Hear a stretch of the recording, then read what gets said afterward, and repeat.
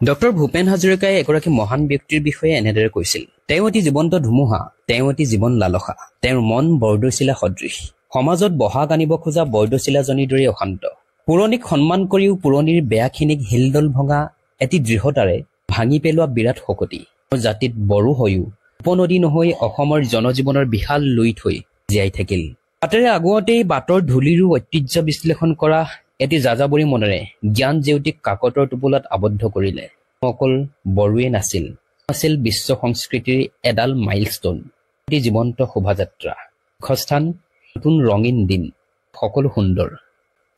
তেওঁ সেইজন মহান ব্যক্তিৰ কথা কৈছিল যিজনে 10 বছৰীয়া ভূপেন হাজৰিকাক গায়ক হিচাপে আৱিষ্কাৰ কৰিছিল, যিজনে ভূপেন হাজৰিকাক গোৱাইছিল গ্ৰামৰফোন ৰেকৰ্ডত বাণীবদ্ধ কৰা প্ৰথমটো গীত।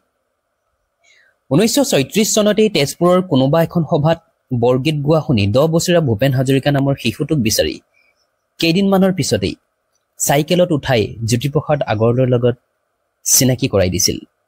আৰু জ্যোতিপ্ৰসাদ আগৰৱালাইও তেওঁৰ শুনিত কৰি নাটিকাখনত 4টা গীত গোৱাবলৈ সিদ্ধান্ত লৈছিল। আৰু সেই ভূপেন হাজৰিকাক বুকুত লৈ গীতৰ প্ৰশিক্ষণ দিয়ে সেই গীতকেইটাৰ ৰচক স্বয়ং সেই মহান ব্যক্তিগৰাকীয়ে। আৰু সেই মৰ্মৰেই প্ৰথমটো গীত গ্ৰামৰফোন ৰেকৰ্ডত বাণীবদ্ধ কৰা হয়, আৰু গীতটো আছিল সুৰৰে দেউলৰে।